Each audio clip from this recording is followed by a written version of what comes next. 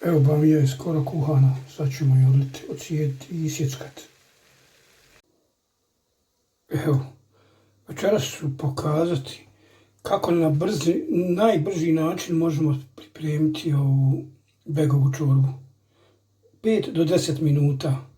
Evo, pošto je ulje ugrijano, sad stavit ćemo luk da se prži.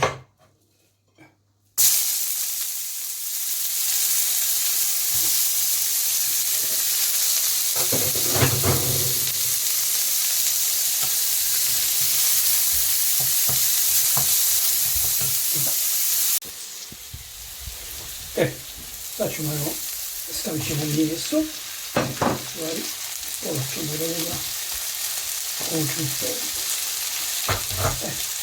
Znači, ovo je 20 deka od pilećeg batka, znači bez kosti, mesa. Prvo ćemo malo upržiti meso i luk.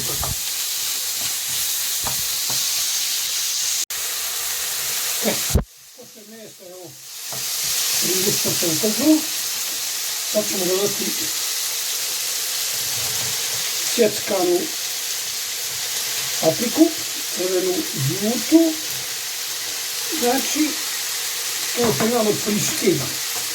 A evo imamo ovdje, to ću dodati na kraju, znači iz ovog temeljca. Opet sam, evo, iz temeljca, pošto sam opet večeras pravio temeljac. Evo vidite kako sam lijep temeljac napravio, sam ću žaliti. A ovu mrkvu i čelar sam izvadio iz nje. Pa ćemo na kraju dodati. A ovo je bamija koju sam prethodno malo kuhao i isjekao. Ona dolazi na kraju. Sad ćemo ovo malo da pržimo. Kad se uprži, malo, jer ovo je sve brzo gotovo. Znači samo malo ulja još. Evo ovako.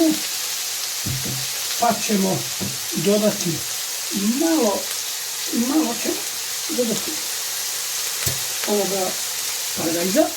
Evo, knun. Sosa. Pa ćemo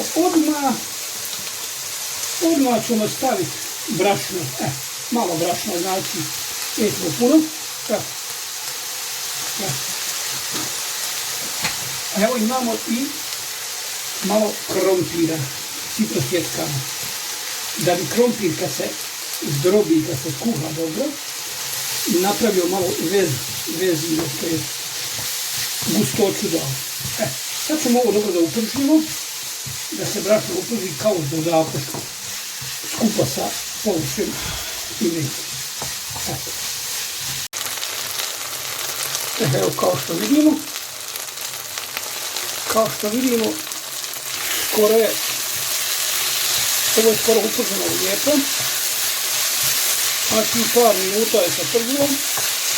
Sad ćemo ga žaliti ovim temeljcom. I pustit ćemo možda nekih 5-6 minuta još da opkuha. Nema potrebe ni cijediti. Evo vidite.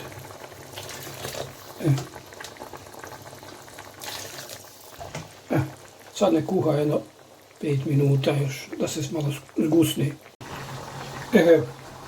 Evo čorba je prilično smekšalo se sve fino. Sad možemo da završavamo. Evo, znači, evo dodat ćemo ovu bamiju sjeckanu. Dodat ćemo ovo povrće iz temeljca. Evo ga.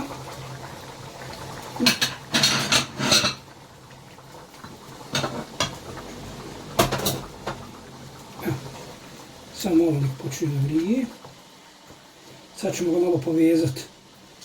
Evo, sad ćemo supu malo povezati. Stavit ćemo malo, evo, češnjaka.